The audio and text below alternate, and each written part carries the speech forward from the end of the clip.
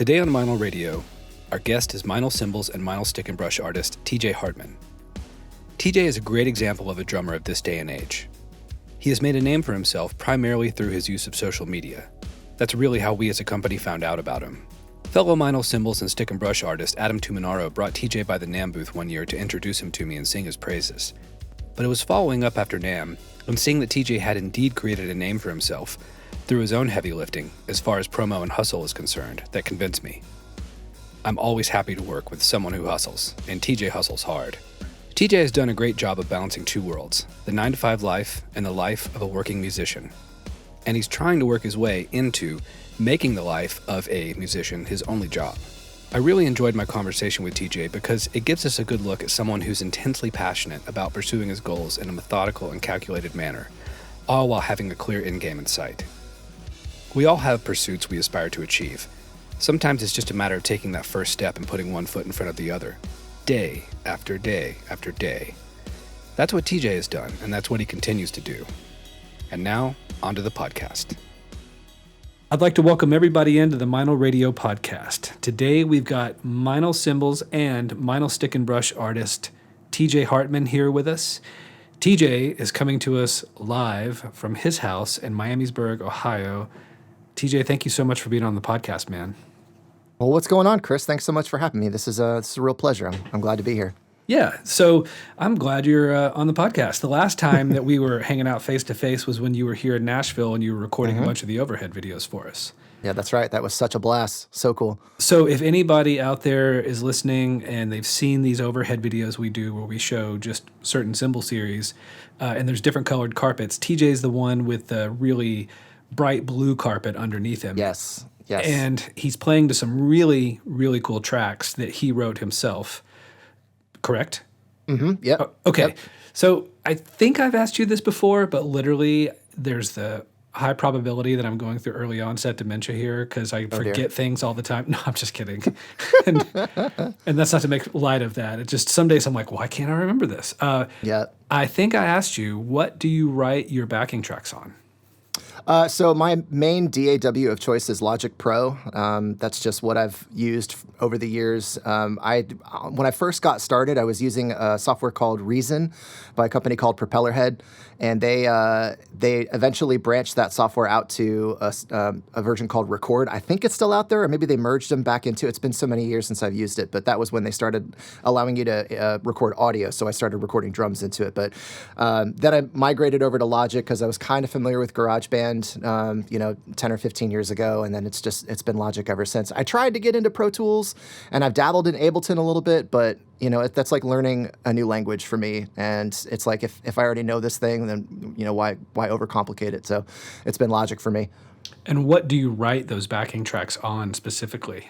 Oh man, it really varies. It depends on where I get started. So, the creative process is kind of a loaded question. It could really start anywhere. It could start from a sample that I find on Splice, or it could be a progression that I come up with, and then things just kind of build out from there. But there's a variety of software instruments that I use. I'm into the Native Instruments complete control stuff. I'm into the Omnisphere, Keyscape software instruments. And then I've just got a bunch of odds and ends effects and toy plugins and things like that I'll use to kind of spice things up and add layers and depth and dimension to things. But that's kind of my bread and butter right there, those things that I just mentioned. Now, when you say bread and butter, do you mean that those things help you make money? I'm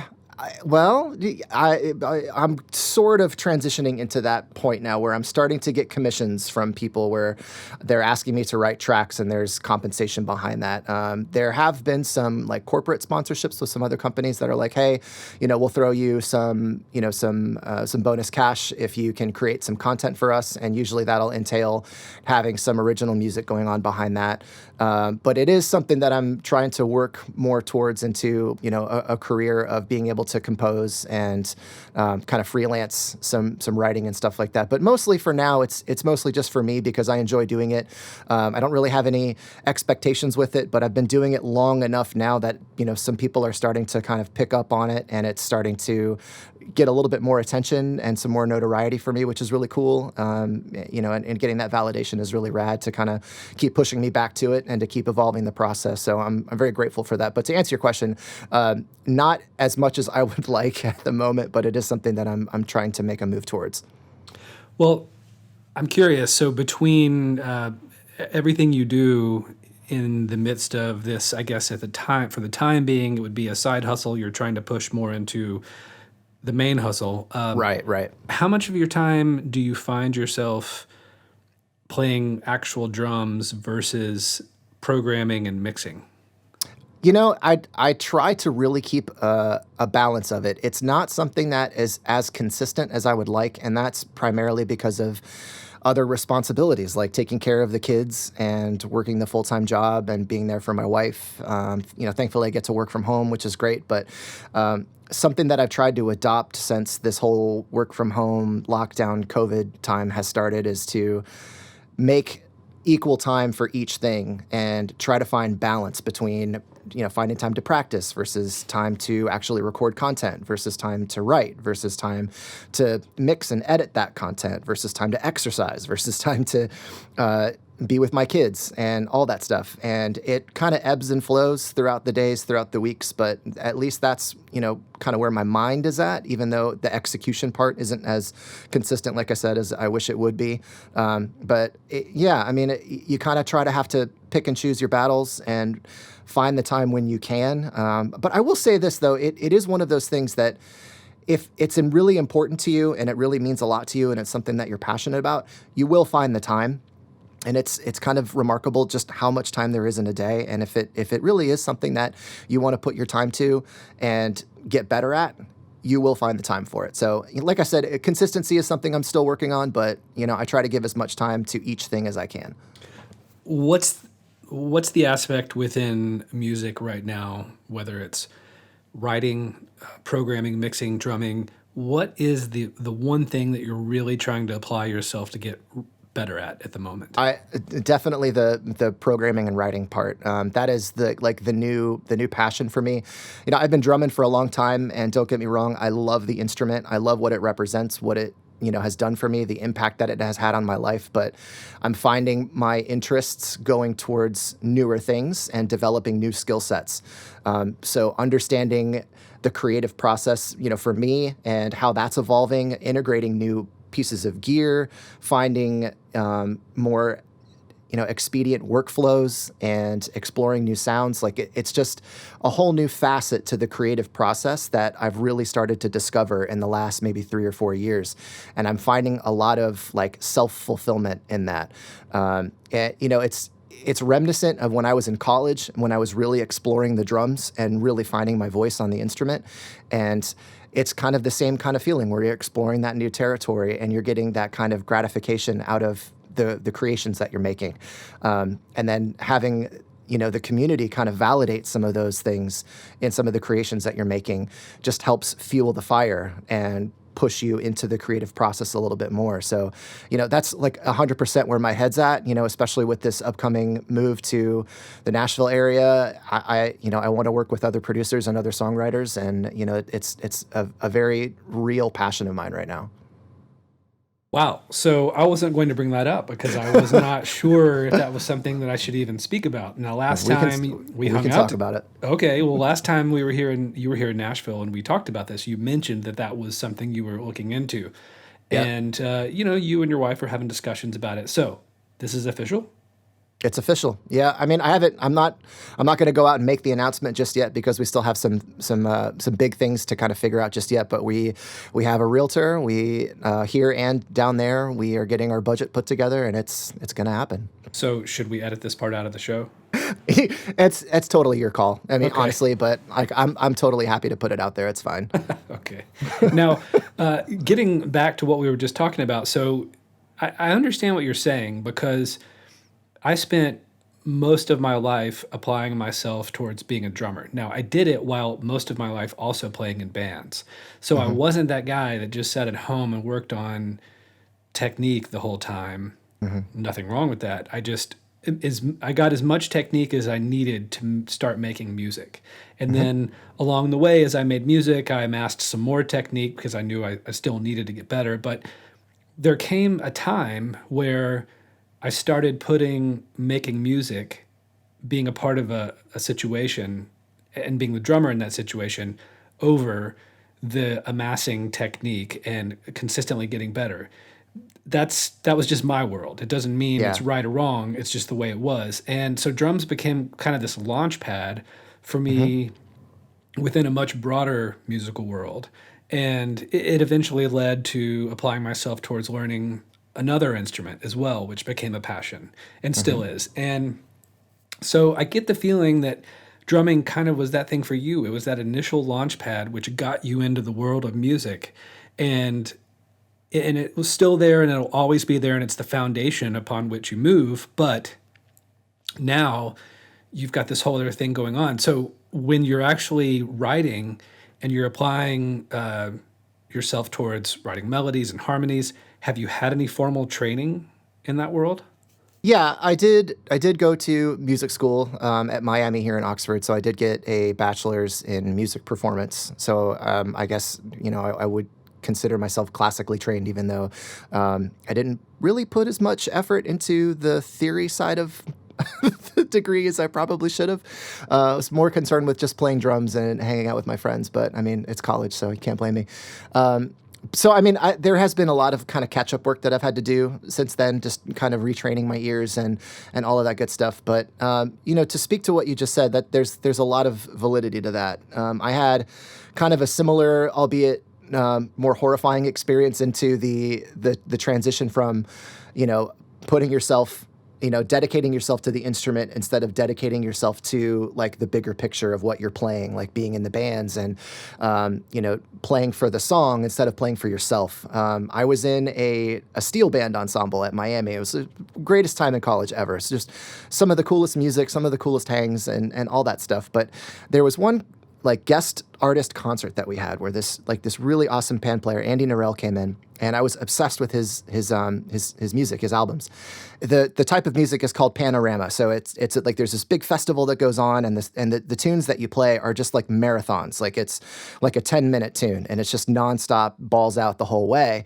And like I had composed these parts for this song that were so ridiculous, so over the top, so notey, and like 100% for me. And I will never forget this. I showed up to rehearsal. I was so prepared. I was nailing these parts and playing all this crap. And the director like cuts the song in the middle of it and just goes, "What the hell are you doing? You are derailing the ensemble. It is not about you." Wow. And like, I had this like come to Jesus moment of, oh my God, shut up and just play the song. Like like I still think back to that moment, and ever since then, it was that like real world open up your eyes experience of it isn't about me. It's about my contribution to everything around me, and I've never approached the instrument the same since then. Like it's always been about serving the material and serving the song, and not playing to my ego. And I as horrifying as that experience was, I absolutely needed it to happen. And I hope that most other drummers out there have some sort of similar experience, hopefully not as traumatic in public. But it was that kick in the ass that I needed to really kind of shape and, mature my approach to the instrument. So, from there, like, yeah, I wanted to learn how to play other instruments. I wanted to learn how to explore other sounds and create the whole picture myself. That's kind of the person that I am. If there's a skill set that I can learn, if there's something that I'm interested in, I'm going to try to figure out how to do it myself. So that really kind of fueled the whole journey into writing and wanting to understand soundscapes and sound design and put these pieces of music together. And it was really, really terrible at first. And some days it still kind of is, but it's starting to, hone itself just like any other skill. The more that you do it, the better you get at it. So yeah, I totally, relate to that. Definitely. Well, you get my vote of confidence because I think the backing tracks that you've written for the sessions you did with us are outstanding. Thank you, man. Yeah, no, I mean, and I'm a pretty harsh critic. Like, if you had come to me with some complete tripe, I would have been like, you know what, dude? No, we're not using this. We're actually, Let's go another route. I would have been more diplomatic, probably, Yeah. on a good day. But Sure. yeah, no, it turned out great. Cool.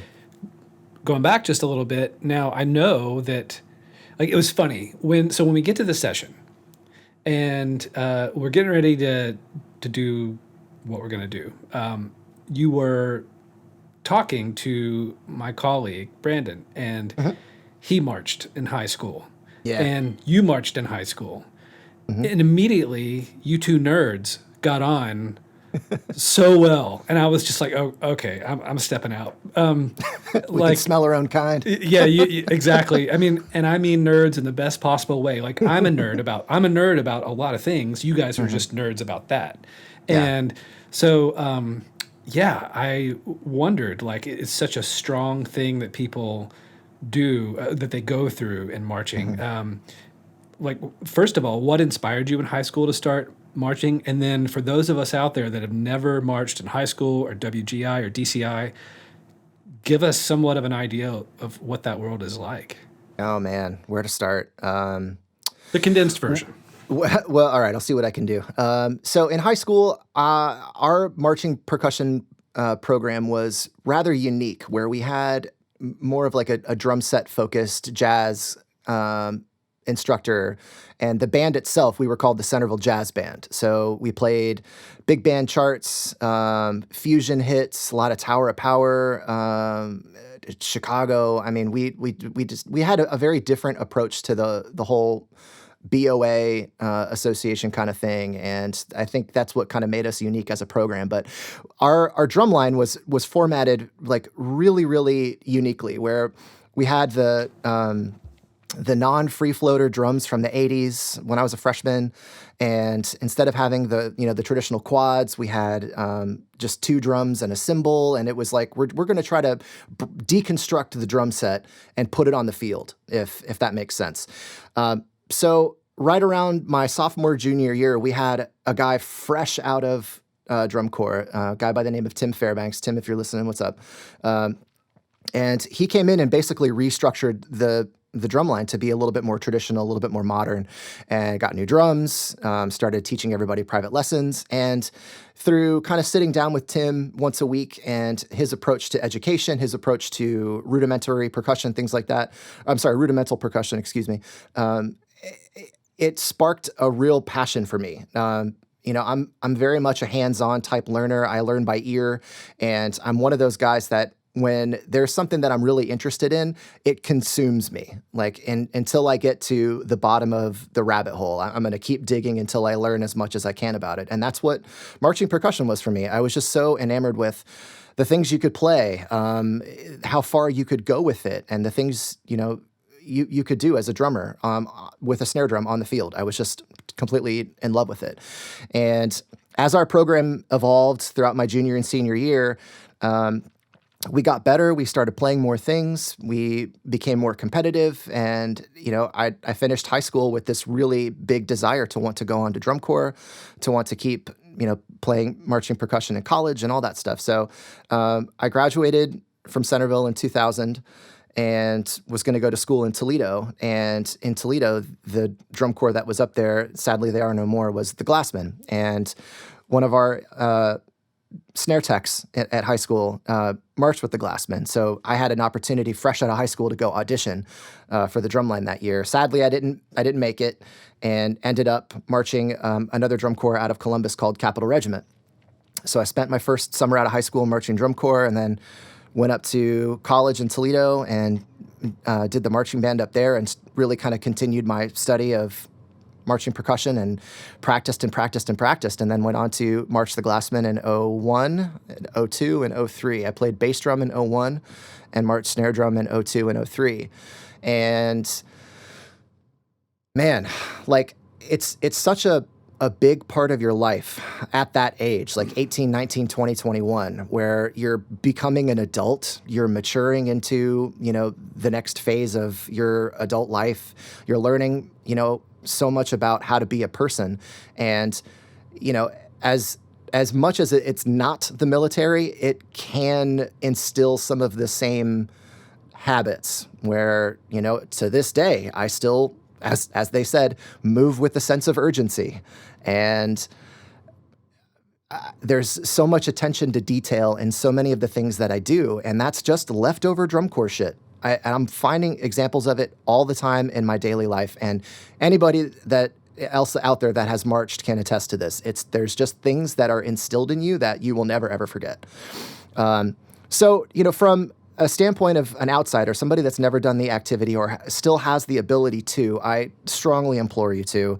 There is such a great sense of camaraderie, the friendships, the bonds that you make, the techniques, the things that you learn, the skills that you can develop, the lengths to which you can go with it, are really, really great, and not something that you can really find anywhere else outside of the activity.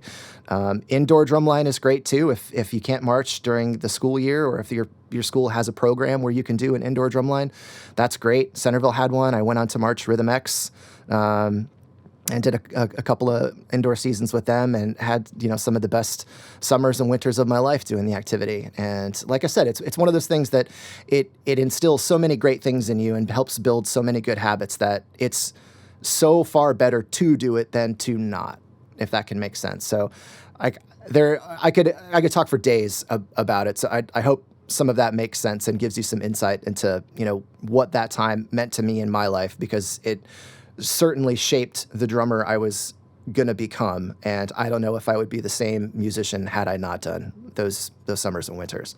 Yeah, no, that's really good insight. Thank you. And doing an entire 180, I remember you telling me that you recorded and toured with a band that was signed. You guys were kind of like an alt rock thing called Need More. Yep. And that was for a while. I think you did that for over 5 years, maybe. Yeah, we started. We all met each other in 06 or 07, I think, out in California, and I think we made it all the way till about 2012 before we called it quits and kind of moved on and did some other things. But yeah, that was like a lifetime ago. What did you get out of that? Wow, a lot. To go back to, wanting to get into writing and producing and recording. So many of the things that we were exposed to on the recording and engineering side of, making music was for sure why I got into doing what I'm doing now. The first record that we cut together was at Total Access Studios in Redondo Beach, and we booked the studio out for the week to cut drums, bass, and guitar, and they let us sleep in the studio, which was great. It was so fun to camp out in the drum room, and it's, on your air mattress or whatever. But now sitting in the control room and listening back to takes of what we were recording, it was the first time I'd ever heard myself professionally recorded, and seeing all the gear and the board and, all of the things that they were doing in there was, I immediately fell in love at first sight. I knew in that moment that I want to learn how to do this.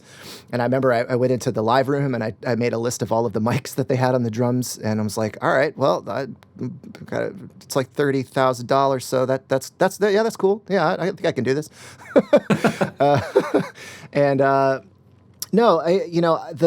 The whole idea of being in a room with, or on a stage with, 3 or 4 other guys, and you all kind of collectively understanding what each other is saying through their instrument, and being able to predict movements and being able to improv and just kind of vibe off of each other from a musician to a musician standpoint is, one of the greatest feelings that you can have as a player. And, this goes to anybody out there that's in a band or that's played with anybody on stage. There's just a bond that you make with another human being through your instrument that you can't just by having a conversation or something like that. And, that was one thing that was really hammered home. And, I still keep in touch with those guys, and, we talk all the time and have worked on stuff since then, sporadically, things like that. But,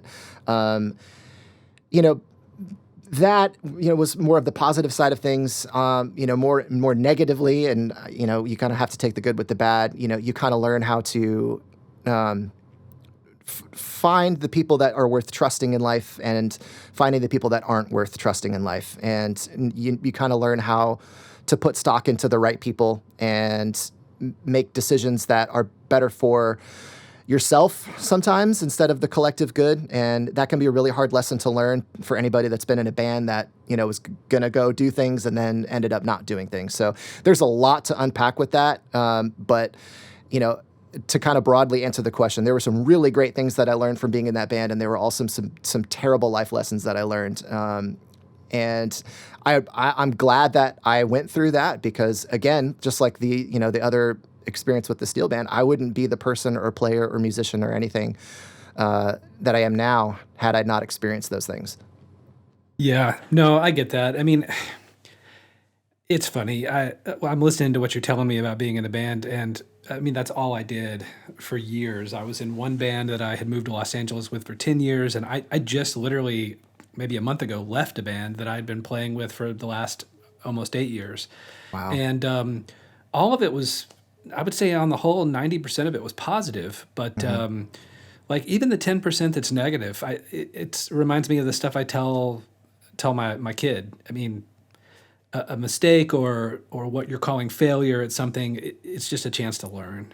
Oh, absolutely. So, yeah. Now, you and I connected through, you had been reaching out to me, and it was Adam Tuminaro that planted you right in front of me at the NAMM show and had us meet face to face. What a guy. Yeah. So one great dude puts another great dude in front of me. And really what you brought to the table, and what I was really interested in, was just how good of a job you do on your social media and what kind of content you put out there. And so it made a lot of sense for us to work together. I'm curious, I don't think I've ever asked you, what inspired you to start your own social media channels for drumming? Oh, man. Well, I mean, I had socials, even going back to the band days, but like, I don't think I fully appreciated how powerful of a tool it actually was. And I had an old Instagram that was just my name, just at TJ Hartmann. And, I'd posted stuff on there for a couple of years. And then, sitting in my office at work, working the 9 to 5, I didn't even have a window in my office. It felt like a prison cell. And there was just one day where I was just like, you know what, screw it. I'm going to start a brand new Instagram page, and I'm going to start posting videos every day. I have a decent DSLR. I kind of know what I'm doing on how to record drums, so screw it. Let's just go for it.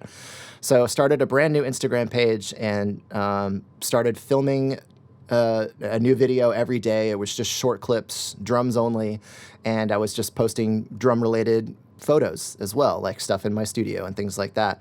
And things kind of just took off from there.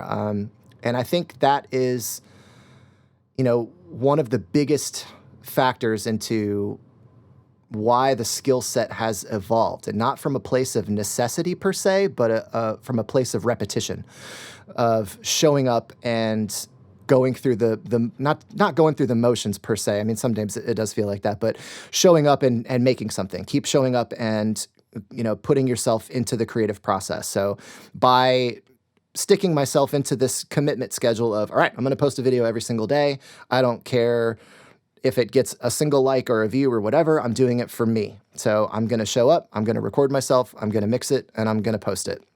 Now, okay. Now, hang on. So you said, It's interesting what you just said. You said, I'm going to do it for me.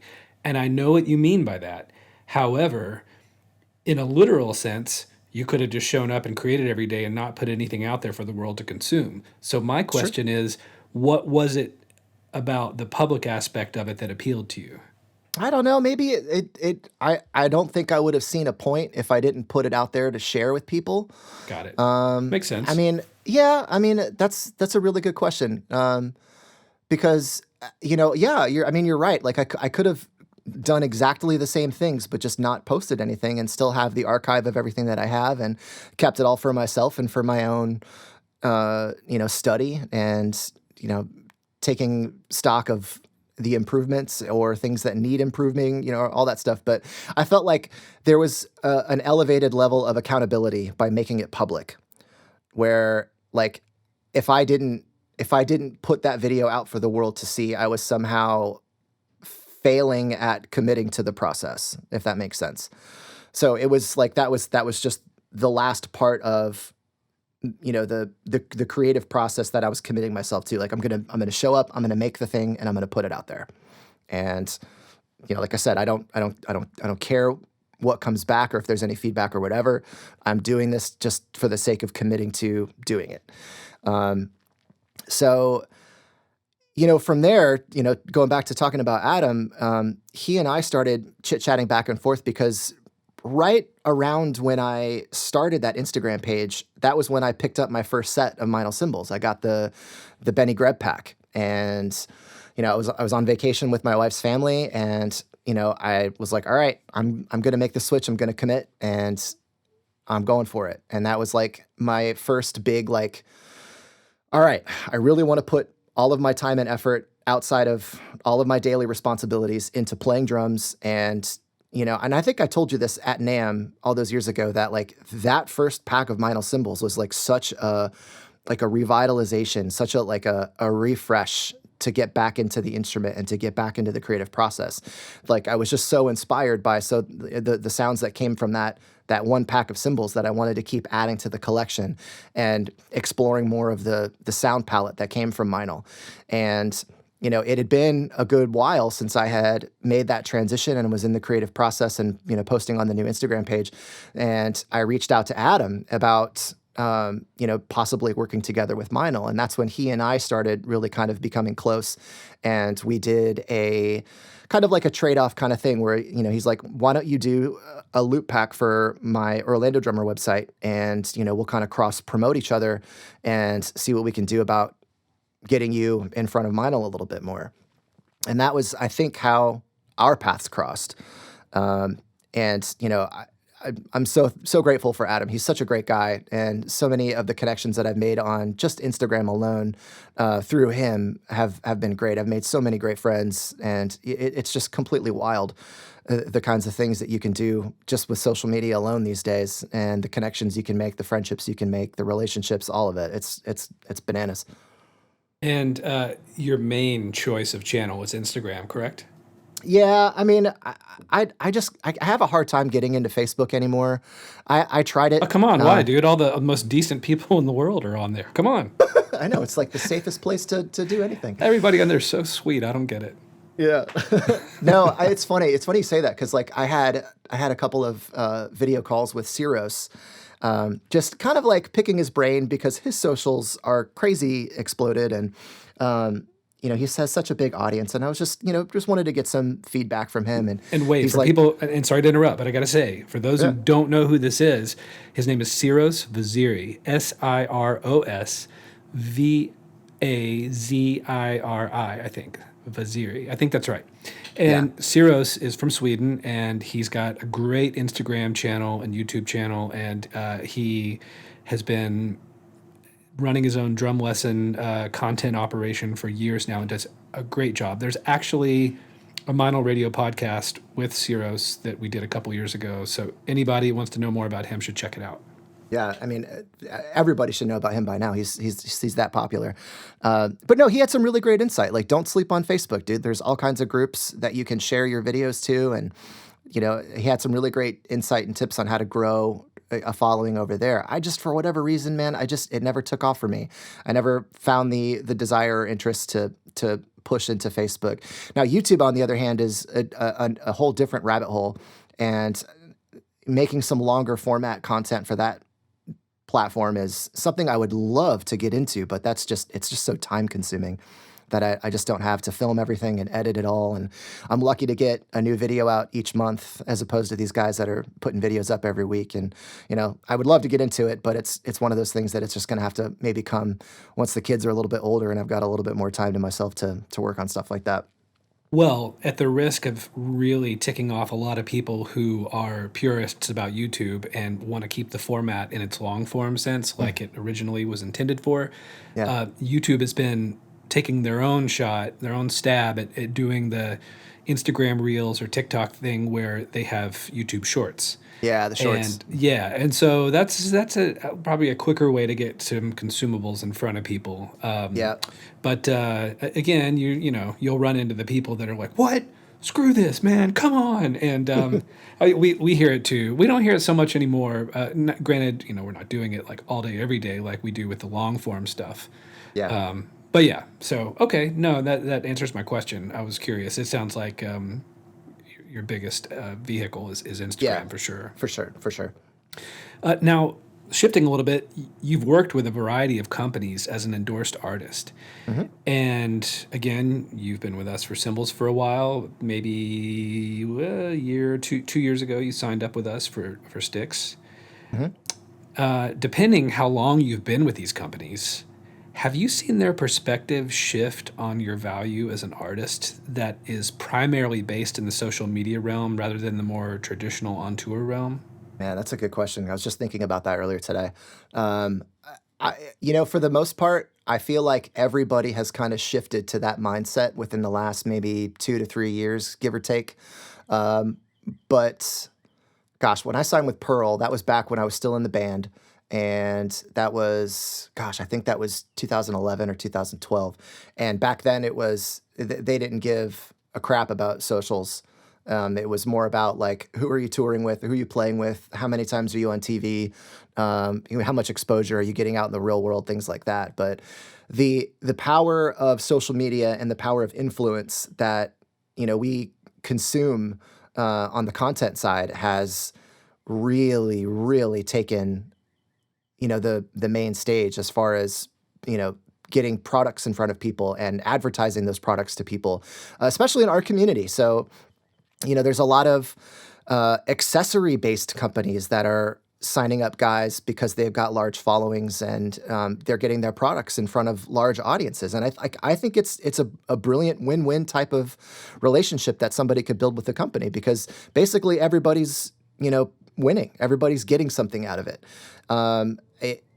I think there are some drawbacks to it, but I think for better or for worse, it's a great time to be a creator. It's a great time to be a player. It's a great time to work with companies because there are far more opportunities for guys that aren't famous or guys that aren't out there touring with the biggest band. But some guys that, do have a decent following on socials or know how to market themselves can have some really great opportunities out there. It's a very, very different time. That's for sure. Definitely. If someone wanted to start their own social media channel as a drummer, what advice would you give them? Drop any and all expectations and just keep showing up. That's the bare bones. And I've gotten so many DMs from people about that very same question. Like, man, I don't have the time, but I really want to do it. I work full time. How do you make the time? It's like, and I keep having the same response. Like, if you really want to do it, and you really want to put yourself into that creative space, then you have to commit to it. I basically built it into my daily schedule. Like there's a video on my YouTube channel called How I Make Videos for Instagram. And I would come home from my lunch break. I had an hour for lunch. I would come home. It's about a 15, 20-minute drive. Come home, come downstairs, turn everything on, play for 5 minutes or whatever until I have something usable, turn everything off, grab a sandwich, go back to work and finish out the day. And then I would come home, mix and edit the thing, and then post it the next day at lunchtime. And that was my schedule for years. And like every single day I was pumping out content because it was built into my schedule. It was part of my everyday. And it's really about committing to the creative process. And if it's just something where you're like, I've got, a couple of free minutes this day, I'm sure I'll set up my phone and film myself playing a cover or something like that.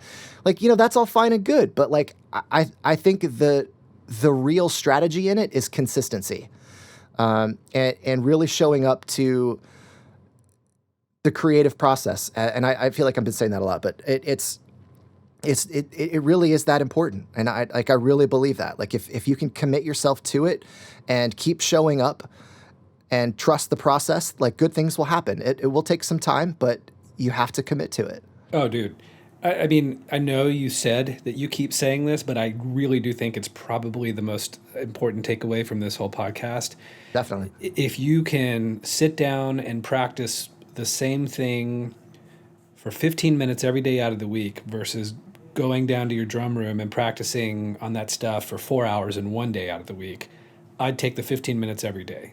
Yeah. That'd be key. Now, granted, I mean, 15 minutes is not much, but the point is there, and that's that consistency is what really, really matters. And talking about building it into your day, dude, that's so important. I mean, when I told you that I was learning a new instrument, I mean, it's no secret. I've mentioned it quite a few times in this podcast that I'm infatuated with guitar. And Right. so I've been learning how to play for some years now. And my schedule is like yours. I've got a family, I've got a full time job. I Yep. don't have time to get up at noon and then play for the next 5 hours. And it's just not there. So, like, literally, if I like to rise and shine in the morning, I like to get up and not like really have to rush into my days. So that meant I used to get up at 6 in the morning. And now I get up at 5 in the morning so that I can have an hour to practice. I'll drink a cup of coffee, hang out with the cat for a few minutes, and then go play for an hour and work specifically on certain things. And then Awesome. and then in the evening, I make sure that after I've hung out with the family and we've had dinner and we've spent time together and done all that, then I go practice for at least another hour. Yeah. And even on the days where I can't, because maybe I'm just exhausted or whatever, I'll still go and play. If it's 15 minutes or 30 minutes, because it's consistency and finding the time and consistency. And I don't mean to turn this on about me, but there's so much of what you've said that is really significant for how I've been trying to do things. Sure. Definitely. Yeah, I think it really matters. Well, that just brought up like this thing that I read the other day that I thought was so profound that like really deserves more attention. And it was a story about a guy who was struggling with weight loss, and the only way he could start his weight loss journey, or the way he chose to start his weight loss journey, was finding a time every day to go to the gym, and he would only be at the gym for 5 minutes. He would walk in, maybe get through a rep of something, get his stuff, and walk out. And when you first hear that, you might think like, well, what the hell is that going to do? You're not going to build any strength or any whatever. But he did this for a couple of months on end and then slowly started building more time into his visits to the gym. And what he was working on was practicing the art of showing up and committing himself to going to the gym, not necessarily spending the time of doing the work at first. He worked his way up to it, but the guy ended up losing like over 100 pounds and got into really great shape and all that stuff. But I think there's like a huge message in that about committing yourself to the process. It's like it's not so much about doing the work, it's about getting yourself there to do the work. Yeah. You know? Yeah. No, I totally get it. That's awesome. What a cool story about that guy. Good for Right? him. Yeah, definitely. I've got one more question for you, man. I'm curious. What is your, and it can be a hopeful one. It can be like, it can be kind of like as you daydream, but what's your long game vision for your future as a musician? Oh man, I've spent so much time thinking about that, and like while I don't technically know because I have no idea what is going to happen in the future, especially with things being so up in the air right now. But man, I would love to get myself in a camp with an artist or a team of artists and tour for a section of the year. Spend a section of the year doing session work and writes with people and kind of floating around different aspects or areas of the industry. I feel like there's a lot that I could bring to the table as an artist. It's not just drums that I could do. There's a bunch of different things and facets that I'm interested in and I'm becoming more and more proficient at, and having the opportunity to offer those things and to be kind of a utility person for a group of people would be amazing. But I think more so than anything else is I really want to surround myself with people that are on my level, people that are as focused and as driven and as really into their craft. here in Ohio, and this is mostly because I don't get out that much, because I'm not saying that there aren't these people here. I just haven't come across as many as I wish I would have. And that's like a really hopeful thing about the future in Nashville, that, I can really kind of build a network of other players and other producers and musicians that I really work well with. And, having, a great circle of people to create with would be amazing. But, I feel like there's a lot that I have left to do, a lot that I have left to offer. And I'm really excited to explore those opportunities and get out of Ohio. Which you'll always love, by the way, right? Of course, yes. Yeah, well, dude, if you come down to Nashville, I can't guarantee it, but I'm guessing that there would be some coffee and lunch in your future via Meinl. Oh, definitely. Just one good reason to come down. Come on. I'm here for it. Yeah. Man, TJ, thank you so much for taking the time to speak with me and share all of these really great insights with everybody. I hope everybody that's been listening has enjoyed it as much as I have. And again, be sure and check out the videos you can just find them on Meinl's YouTube channel. Scroll down in the video section, look for all the blue carpet ones. All the blue carpet, yep. That's TJ's killer drumming and killer backing tracks he's written for us. And you can, if you want, also, here's another shameless plug for TJ and Meinl. You can go to MeinlCymbals.com, go to the blog section, click on backing tracks, and you can find any of the backing tracks that TJ has drummed along to on those blue carpet videos. Just the name will be there in the video. Find it on the backing track listing. You can download it with and without click, and you can practice along. And there's a lot more, too. Lots of other great tracks as well, not just me. There are, indeed. This was a shameless plug for you, dude. Come on. Sorry. But man, hey, thank you again, TJ. I really appreciate it. Of course. No, thank you. This was a real treat. I'm glad we got to do this. This is awesome. Thank you so much. Yeah, thank you. Thanks for listening to Meinl Radio. If you liked what you've heard, please remember to subscribe to the podcast so you don't miss an episode. Give us a rating as well on Apple Podcasts, if that's what you're listening to this on. Also, go to MeinlCymbals.com or go to MeinlStickandBrush.com, or go to both of them, and sign up for our email newsletters to keep up with everything that's going on in our Meinl world. Thanks. Take care.